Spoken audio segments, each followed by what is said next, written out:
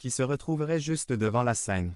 Si on disait que celui que n'a pas trouvé de faute prenne le pain en premier, nous trouverions bientôt la salle toute vide. Heureusement nous avons, plus, 2, le corps du Seigneur. Il faut aussi discerner le corps du Seigneur. Et il y a un lien entre les deux. Un corps 11,28 à 29 que chacun donc s'éprouve soi-même, et qu'ainsi il mange du pain et boive de la coupe. 29 car celui qui mange et boit sans discerner le corps du Seigneur, mange et boit un jugement contre lui-même. Il y a un lien entre la façon dont je m'éprouve moi-même et que je discerne le corps du Seigneur. Si je ne fais pas correctement le premier, je ne pourrai faire le deuxième. Le verbe traduit discerner au volume 29 signifie séparer, distinguer, discriminer.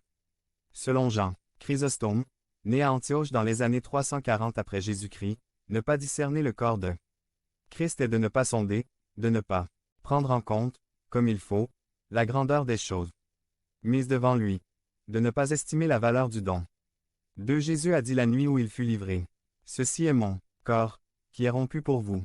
Mais nous, si nous prenons ce repas comme s'il était comme tout autre repas, sans distinguer, valoriser, sonder le corps rompu pour nous, nous invitons le jugement de Dieu sur nous. Alors je vous rappelle qu'au début du verset 29 il y a le mot car.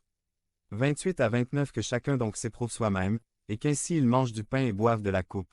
29 car celui qui mange et boit sans discerner le corps du Seigneur, mange et boit un jugement contre lui-même. Il semble donc entre un lien entre s'éprouver soi-même et discerner le corps. Quel est donc le lien entre l'examen que je fais de moi-même et le discernement que je fais du corps du Christ? Je suis actif dans les deux, mais je dois aussi faire le rapprochement. Nous réalisons que s'examiner soi-même et discerner le corps du Seigneur vont de pair. Ici il y a 2 pièges possibles lorsque je discerne le corps du Seigneur dans le repas. J'estime mon péché insignifiant, et ainsi je dévalorise la mort de Christ.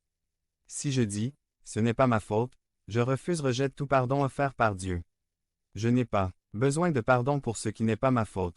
J'estime mon péché impardonnable, et ainsi je dévalorise la mort de Christ. Je confronte mon péché à ce que Christ a porté dans son corps.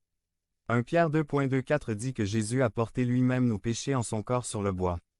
Si nous disons, ce n'est pas suffisant pour pardonner ce péché à moi, nous dévalorisons la mort de Christ.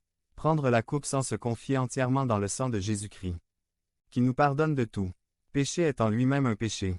Nous devons venir avec foi dans le sang de Jésus-Christ qui nous purifie de tout péché. Ma traduction de l'anglais, John Chrysostom, 1889, Homily of Saint John Chrysostom, Archbishop of Constantinople, on the first epistle of Saint Paul de Apostle to the Corinthians, in P. Shafed, H. K. Cornish, J. Medley,